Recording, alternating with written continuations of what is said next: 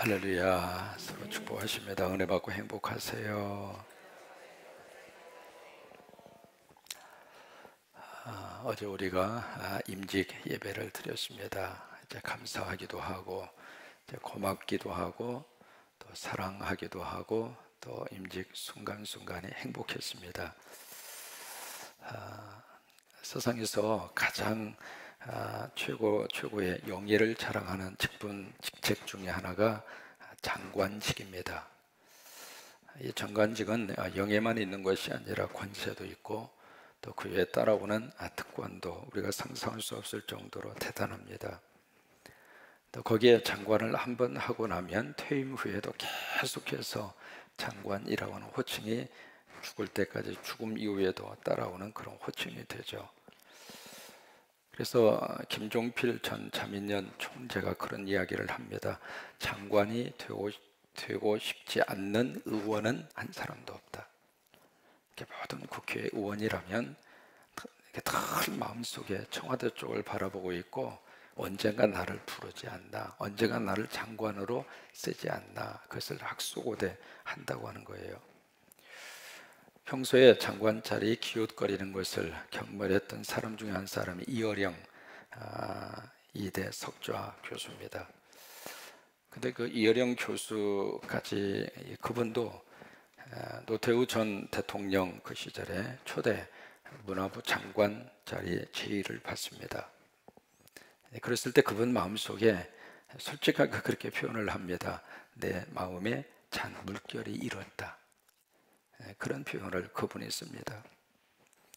그래서 이제 대통령 비서실장이 그에게 찾아와서 당신 문화부 장관 그 자리를 수락을 한 것으로 알겠다. 그러고 나서 이제 일어섰을 때 본인 스스로가 내가 장관 안 하겠습니다, 그 말을 차마 입 밖에 내지 못했다라고 하는 그 말을 합니다. 그러니까 장관직의 매력이 우리가 생각하는 것보다도 훨씬 더 그렇게 많다고 하는 것이죠. 그래서 장관에 임명이 되면 자기를 불러준 그 대통령에 대해서 그렇게 감격스럽게 생각을 합니다. 그래서 김대중 대통령 때 안동선이라고 하는 법무장관이 계셨죠. 그분이 장관 임명 소식을 듣고 첫 번째 한 말이 태산 같은 성은에 감사드린다. 얼마나 감격스러웠으면 태산 같은 성은에 감사한다, 그렇게 표현을 했고, 또 2001년이죠. 2월에 한명숙 여성부 장관이 취임 축하위원회에서 그 한 장관과 여성단체 간부들이 얼마나 본인을 이제 여성부 장관으로 발탁해 준 대통령에 대해서 너무 고마워서 눈물을 펑펑 쏟았다고 하는 유명한 일화가 있습니다. 근데 여러분, 교회의 직분은 누가 불러주셨는가? 하나님이 불러주셨어요. 그러니까 우리가 하나님에 대한 개념과 하나님에 대한 생각을, 믿음의 정립을 분명하게 해야 할 필요가 있습니다. 나를 불러주신 그 하나님이 어떤 분이신가? 지금 우리가 예배하고 있는 그 하나님이 어떤 분이신가? 우리가 믿고 있는 하나님이 어떤 분인가? 그 사실을 분명하게 다 기억을 하고 살면 지금 나를 부르시고 내가 지금 믿고 있는 그 하나님이 어떤 존재이시고 어떤 분이라고 하는 사실이 믿어질 때, 그때 우리 신앙생활이 감격스러워요.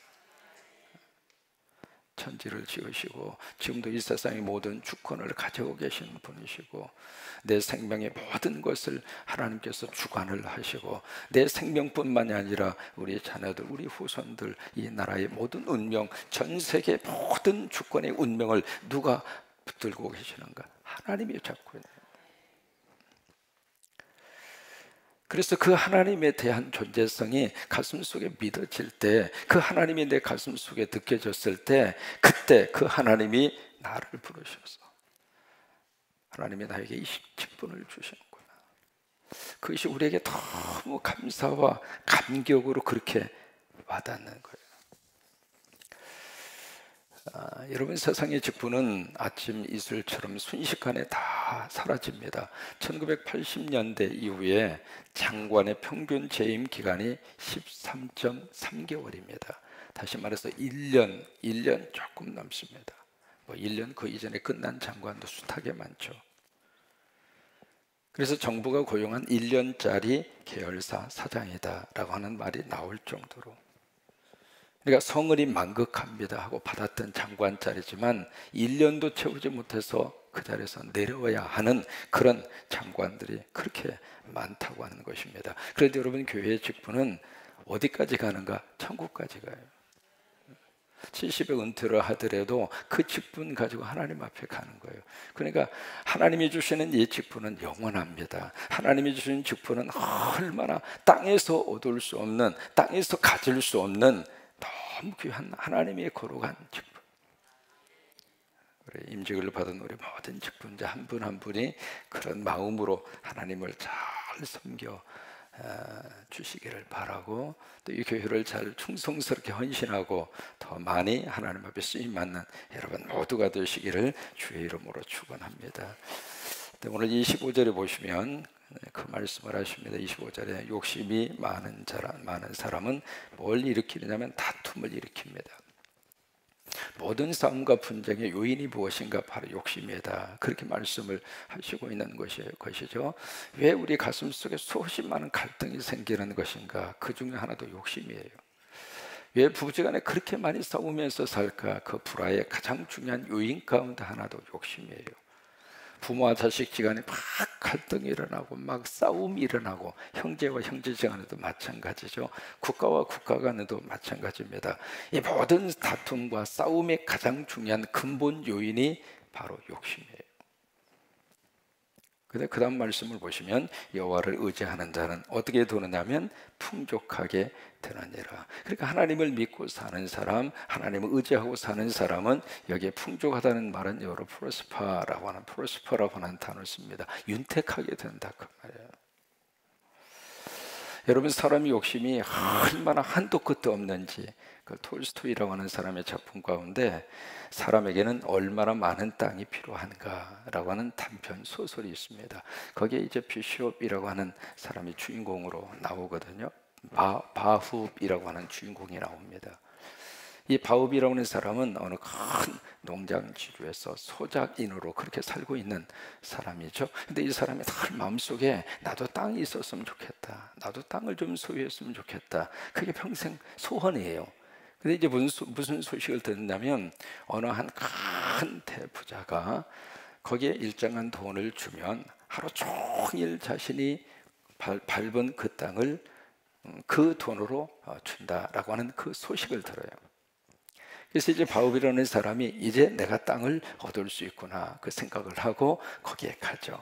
이제 가서 일정한 돈을 내고 아침부터 새벽 기도도 안 나오고 어쨌든 열심으로, 왜 하루 종일 본인이 걸었던 땅은 다 자기 거가 되니까. 근데 한 가지 조건이 있어요. 원래 출발했던 장소로 해가 지기 전에 돌아와야 돼요. 그래서 이 바울이라고 하는 사람이 새벽부터 그냥 잠도 안 자고 아마 12시 1분에 일어나지 않았을까. 그때부터 땡 해가지고 이제 바울이 열심으로 처음에는 막 뜁니다.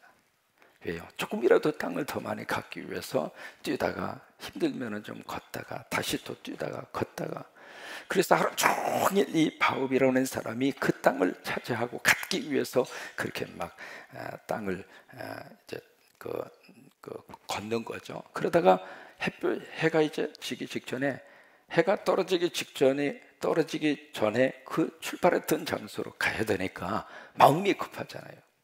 그래서 그냥 있는 힘을 다해서 막 해가 지기 직전에 겨우 도착을 딱 했는데, 출발했던 장소에 딱 도착하는 순간 꼬꾸라져서 심장마비로 가버렸어. 결국 바울이라고 하는 사람이 차지한 땅은 단 한 평, 자기의 묘지. 그 톨스토이의 유명한 작품, 사람에게는 얼마나 많은 땅이 필요한가. 우리 생각에는 많은 땅이 우리에게 필요하다고 생각하지만 사실은 그렇게 많은 땅이 필요하지 않습니다. 다 사람의 욕심이에요. 그래서 에베소서 4장 22절에 너희는 유혹의 욕심을 따라 썩어져가는 구습을 따르는 옛사람을 벗어버리고. 그러니까 우리가 옛사람의 특징이 바로 그거예요. 유혹의 욕심을 계속 따라가고, 또 하나, 썩어져가는 구습을 계속 따라가고, 근데 그것을 벗어버리고 오직 너희의 심령이 새롭게 되어 하나님을 따라 의와 진리의 거룩함으로 지으심을 받은 새 사람을 입으라. 따라서 한번 해보실까요? 새 사람을, 다시 한번 새 사람을 입으라. 그러니까 새 사람을 입으라. 이게 바로 뭐예요? 그리스도로 우리에게 충만히 채워지면, 성령으로 충만히 채워지면 그때 가서 새 사람이 돼요. 그러니까 새 사람이 되지 않고서는 옛사람의 그 구습을 절대로 벗을 수가 없어요. 옛사람이라고 하는 그 욕심의 덩어리, 이게 꼭 바닷물과 같아서 갈증은 나는데 그 바닷물을 먹으면 또 계속해서 마셔도 그 갈증이 떨어지질 않는 거예요. 멕시코의 참 어느 한 마을에 재미있는 그런 하나의 샘이 있었습니다. 한쪽에서는 찬물이 팍 솟아오르고 한쪽에서는 뜨거운 온천물이 솟아오르고, 그래서 이 두 가지 샘물이 팍 솟아오르는 그런 샘이 있었는데, 이 여자분들이 얼마나 그 샘을 좋아하는지 말이죠. 왜냐하면 뜨거운 물에다가 옷을 푹 담가서 담가놓으면 삶아지잖아요. 삶아지면 찬물에 가서 헹구고, 얼마나 그게 편리하고 좋아요. 양쪽에서 이제 그런 샘물이 솟아나니까. 그런데 그 샘물에 와서 뜨거운 물에 옷을 담가서 삶았다가 찬물에다가 빨면 되는데, 그 샘에 와서도 계속 불평불만이 계속 많은 거예요. 그래서 왜 이렇게 불평불만이 많아요? 그랬더니 여기 한 가지가 빠지지 않았느냐고, 한 가지가 솟아나지 않지 않느냐고. 그게 뭐예요? 그랬더니 비눗물이 솟아나지 않는다는 거예요. 그게 사람의 욕심이에요. 한도 끝도 없어요. 한도 끝도. 제가 이제 처음에 목회할 때, 처음에 들어가서 목회했던 그때 성도가 전부 다 주일학교 학생들까지 해서 약 한 30명 정도 됐어요. 그래서 이제 30명 정도 목회를 하면서 계속 하나님 앞에 기도하는 거예요. 하나님, 50명만 되게 해주세요. 이 30명 교인이니까 뭐 자립할 수도 없고, 처음으로 제가 받은 사례가 500불이었어요. 500불 사례를 받고 차고에서 이제 살면서, 그래서 너무 힘드니까 하나님, 50명만 하나님께서 꼭 부흥시켜 주세요. 그래서 엎드리면 기도 제목이 50명, 머릿속에 아예 박혀버렸어요. 50명. 그래서 이제 간절히 기도하니까 50명이 됐어요. 여러분, 50명으로 딱 채워졌으면 그때부터 할렐루야 감사하고 목회를 했겠죠? 어떻게 알았어요? 그 다음에는 기도 제목이 바뀌어졌어요. 몇 명으로 늘어났느냐면 세상에 100명으로. 그래서 이제 또 계속 기도하는 거예요. 하나님, 100명 부흥시켜 주세요. 100명이 되면 자립도 하고 또 하나 선교도 할 수 있고, 그래서 뭔가 일어설 수 있을 것 같은 그런 생각이 들어서 간절히 또 이젠 엎드리면 하나님 100명, 하나님 100명, 하나님 100명 부흥시켜 해달라고 간절히 기도하는데, 기도하니까 됐을까요? 안 됐을까요? 안 됐으면 제가 말을 안 합니다. 이제 간절히 목하면서 기도하니까 100명이 채워졌어요. 100명이 채워졌으면 그때부터 감사하면서 목회를 했을 것 같아요? 기도 제목이 또 바뀌었어요. 이제는 몇 명 놓고 기도했을 것 같아요? 아이고, 눈치가 빨라요. 그래서 200명으로 올랐어요. 그 200명 놓고 또 간절히 기도하는데 참 신기한 걸 제가 경험을 했어요. 이게요, 참 하나님이 구하면 주신다고 그랬잖아요. 그래서 구체적인 숫자를 놓고 구해야 할 필요가 있겠더라고요. 그래서 이제 구체적인 숫자를 놓고 기도하는데 그 기도대로 하나님 채우셨어요. 그래서 200명에서 이제는 몇 명 갔을 것 같아요? 한도 끝도 없어요. 그래서 이제 그 교회 마지막 마치고 나올 때 출석 교인이 약 한 400명이 됐습니다. 굉장히 큰 교회로 그렇게 하나님이 부흥을 시켜주셨죠. 그래도 마음속에 물론 이제 그게 있어야 더 목회 사역을 열심히 할 수 있는 계기도 주어지지만, 그러나 마음속에 그 욕심이 끝이 없는 거예요. 여러분, 목사처럼 그렇게 욕심이 많을까요? 저쪽 교회가 막 부흥이 되면 그냥 속에서 불불 끓어오는 거예요. 왜 저쪽 교회만 부흥되고 우리 교회는 부흥이 안 되느냐고. 그래서 목사들끼리 만나면 가장 첫 번째 하는 말이 교인 몇 명 모여? 그게 첫 번째 질문이에요. 그리고 조금 이야기하다 보면 두 번째, 헌금 얼마나 나와? 그게 두 번째지. 그래서 저는 의도적으로 목사님들 이렇게 만나면 두 가지 이야기는 거의 안 합니다. 왜? 괜히 했다가 열받치니까 안 하는 거예요. 그래서 25절에 보면은 욕심이 많을수록 다툼을 일으킬 수밖에 없지만 하나님을 의지하고 사는 사람은 풍족하게 되느니라. 그래서 시편 23편에 보시면 뭐예요? 여호와는 나의 목자시니 내게 뭐예요? 부족함이 있어요, 없어요? 그래요. 하나님 의지하고 살면 하나님이 채우셔요. 이것이 필요하면 이거 채워주시고, 저게 필요하면 저걸 채워주시고. 그래서 하나님과 우리와의 관계 속에서 하나님을 절대적으로 신뢰하면 하나님이 절대적으로 우리의 필요한 것을 채워주세요. 여러분, 그 은혜와 믿음으로 오늘 하루의 삶을 사시기를 주의 이름으로 축원합니다. 다시 한번 25절 같이 고백합니다. 시작. 욕심이 많은 자는 다툼을 일으키려 여호와를 의지하는 자는 풍족하게 되느니라. 아멘. 그래서 하나님 의지하셔서 우리 자녀들도 풍족하시기를 바라고, 우리 교회도 풍족해서 우리끼리 먹고 살고 그거 안 해요. 이 재단에 부어주시는 것만큼 예수님의 이름으로 계속 흘러가요. 여러분, 흘러가야 하나님의 축복이 쌓아놓으면 쏠 수밖에 없어요. 우리가 이 영적 원리를 꼭 기억하고 하나님이 이 재단에 부어주실수록 더 많이 예수님의 이름으로 계속 믿는 사람이든 믿지 않는 사람이든. 어제도 우리 임직 축하에 쌀이 거의 한 80포 정도, 정확하게 숫자를 제가 잘 모르겠는데 한 80푸대, 네, 100푸대. 예, 할렐루야. 쌀이 100가마. 와, 쌀을 100가마 하나님이 주셔서 그것도 이제 다 이렇게 흘러보내고. 어쨌든 하나님이 주시는 것은 하나님의 이름으로 계속해서 흘러가서. 여러분, 제가 그런 얘기 가끔 하잖아요. 퍼주다가 어떤 교회 되자? 그 망이라는 단어에 이렇게 묘한 뉘앙스가 있어서, 아이 목사님 그 말 더 이상 안 쓰시면 좋겠어요 그러는데 그 심정도 이해를 해요. 그런데 여러분, 역설의 하나님의 축복입니다. 퍼주면은요 하나님이 더 부어주세요. 팍 부어주세요. 그 원리가 갈릴리와 사해 원리가 그대로 우리에게 역사적으로 교훈을 주고 있는 현장이 갈릴리와 사해입니다. 갈릴리는요 가서 보시면은 위에서부터 팍 받아가지고 받은 대로 다 흘러보내요. 그게 갈릴리 바다입니다. 근데 사해는 위에서 오는 대로 다 받아서 꿀꺽꿀꺽 삼키는 데가 사해입니다. 근데 참 놀라운 것은 갈릴리에는 그렇게 풍성합니다.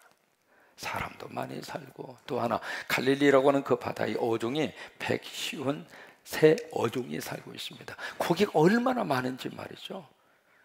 제가 여기 갔을 때 어떤 분이 낚시를 해요. 낚시를 하는데 무슨 거기다 미끼를 던져서 낚시를 하는 것이 아니라 그냥 낚시를 던져서 잡아당겨.